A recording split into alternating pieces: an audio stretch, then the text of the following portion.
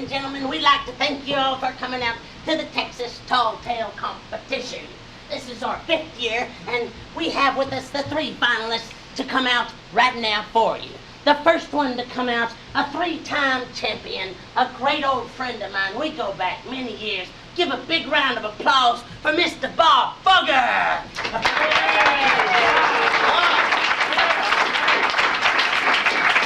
Like I said, I hope y'all don't mind me and Bob. We're good old friends. By the way, Bob, how is your mother? Mother Fugger's just doing fine.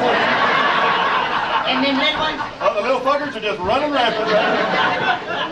And now, the second person to come to our competition. This is the first year that we've had a lady finalist, and her name is Bertha Faye Nation. Big hand for Bertha.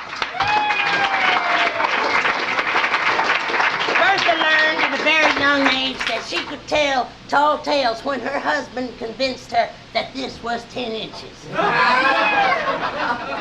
And now, our finalist, the third man, the one and only, Mr. Hankaloogie. He is the head football coach of Plano High School. He's also the personal hygiene teacher, Mr. Hankaloogie.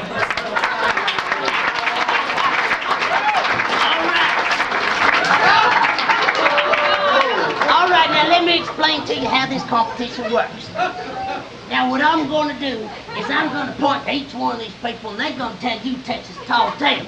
Now, when I point to them, each one will have to pick up where the other one took off. Now, if they mess up, screw up, or just basically fuck up, y'all going to say die. Now, let's practice that. 1, 2, 3, die! Now, that's good. I'll tell you what, I need a word from you, sir. It's going to start out something like this. Once upon a time in Texas, there was an old... Die. No. That won't work if you kill me. You ready? You got a word for me? Once upon a time in Texas, there was an old man. There was an old man. All right. Once upon a time in Texas, there was an old man. That was real old, wrinkles everywhere, even on his dog. And the dog, I mean, it was just amazing because... The dog loved the old man. It was his best friend, and they went everywhere together. They were very... Close friends, real close, if you know what I mean. This guy, his name was Bubba, and Bubba liked to talk a lot, you see, and the dog was... Like to talk back to him, which really freaked out Bubba, if you can understand. But they went around, going around and talking to everybody and just freaking out the neighbors. But suddenly, the dog got very, very sick of a car run over problem. It's a bad affliction.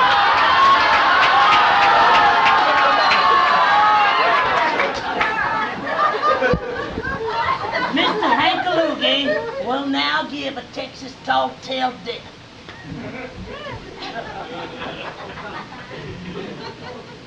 I'm going to wait right here for those engines. They're going to be coming over the ridge at sunrise, coming out of the west, and I'm going to be right here for them.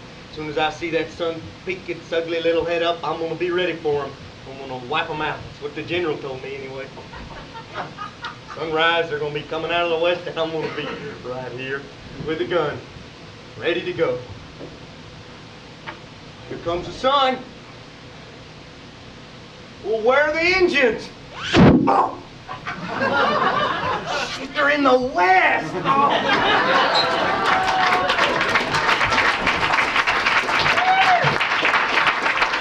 And now we pick up our story where Bob and his dog, which were very close friends, began to study how they were going to get the dog well again, because Bubba couldn't live without his precious dog. So he got himself a spatula and started to get it off the highway that the dog had been splattered on. So he got this little cookie sheet and he kind of slid it underneath them and put them in the oven for 3 hours and baked it at 350.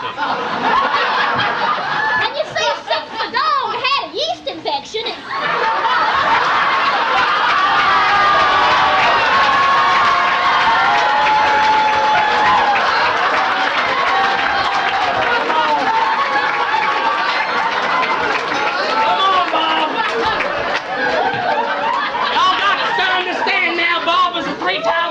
this is kind of upset him a little bit.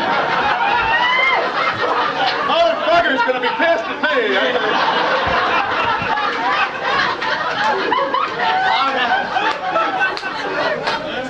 You gotta feed them little buggers too, don't you? I know I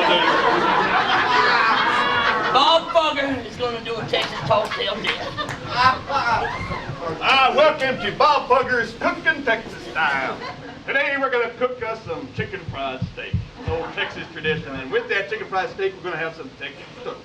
So they start off by getting your chicken fried steak meat, which is not really chicken for some stupid reason. And you take yourself a little patty about that big, and then you just pound the hell out of it, make it nice and big, and you get it going there nice and... There's your big piece of meat right there, look at that. Okay, now, we get that going, and we gotta make ourselves some Texas toast, so let's get us some bread. Let's get us some of that oversized bread. It looks like it's been in a nuclear reactor for about 3 days. And just put that in the toaster, get it down in the toaster, and let it start cooking up there. We're gonna go back over here to the meat and start preparing that. Oh God darn it, it looks like the toast stuck in a toaster there. Texas toast is stuck in a toaster. What am I gonna do? I know, I'll get a fork to get that thing out. Now wait a minute, I remember motherfucker used to say to me, never use a fork. Never use a fork to get toast out of a toaster. We'll just use a spoon. How about that?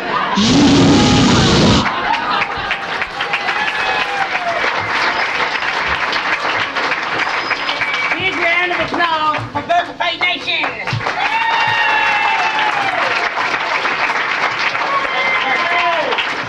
And now to complete the competition, Bertha Faye will give you the moral of the story.